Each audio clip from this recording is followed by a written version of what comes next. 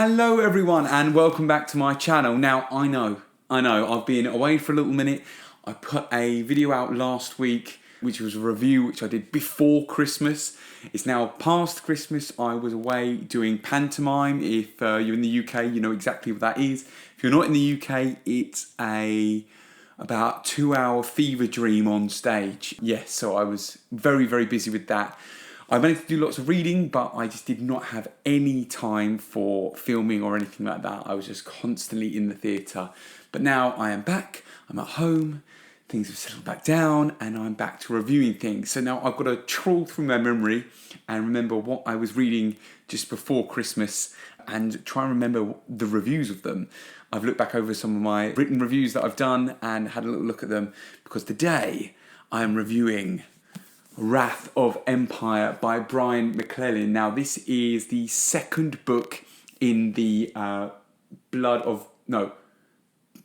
Gods of Blood and Powder trilogy, which is it's kind of the fifth book in the Powder Mage series, if you're kind of looking at it like that. And this one I liked more than the first one. I really enjoyed this one. In fact, I remember I was nearly finished reading this. I was at work just before I went away for Christmas, and I was sat in the office. I was on my lunch break, and I was maybe 50, 60 pages from the end, and I desperately wanted to keep reading, but I had to go back to work. You know, when you're just like, no, I want to go and sit out there. So I spent the rest of the afternoon just thinking about the book. So to be honest, I should probably put a little apology out to my employers. I did very little work that afternoon because all I was thinking about was this book. It gripped me as soon as I went in. We were back in with the gunpowder, flintlock fantasy, shooting, fighting. You've got Ben Stike in there. You had Vlora and you had McClellan as the main POVs. And if I'm honest, it was just so much more fun in this book than it was in the last book. Not that the last one wasn't fun, but in this one we got into depths of things that I was waiting for. What I really enjoyed, Mikkel's storyline, because he was sort of left in amongst the Dainese who had infiltrated, and I mean minor spoilers from the first one because I'll try not to go into too many details, but there might be some things that I mentioned that might spoil the first one slightly. The Dainese have sort of taken the city, and he's left there to sort of infiltrate.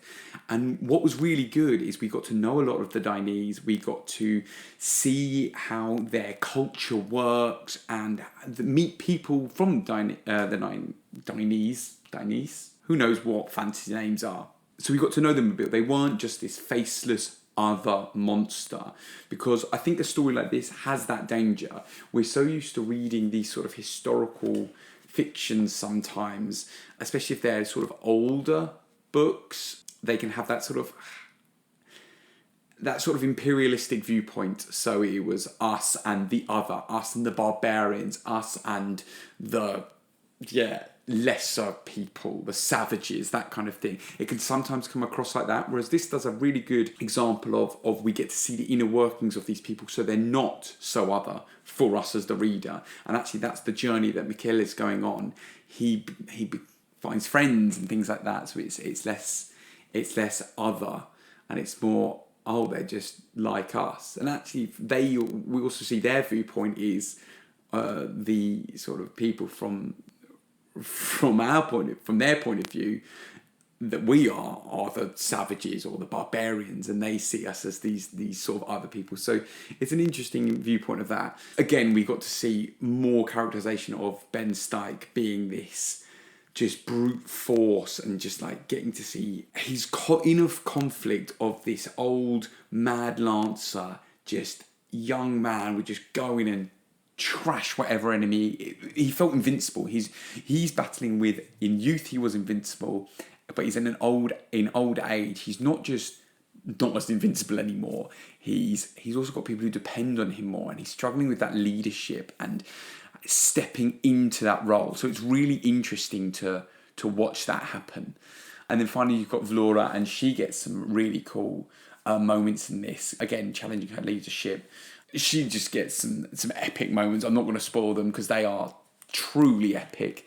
And the whole time you've got Taniel and Capole sort of feeding in and out. And it's really nice to get to know Capole a little bit more as she's with Ben Stike and his group. And just sort of see the sort of machinations going on and the pulling of the strings in the background.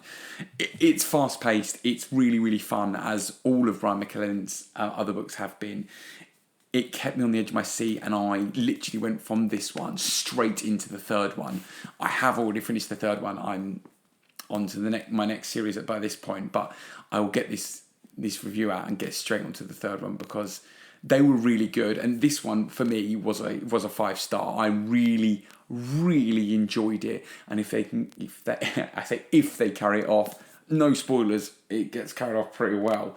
But I'll let you know my thoughts on the third one in the next review. But yeah, highly recommend this series. I mean, I enjoyed it more than I enjoyed the original trilogy.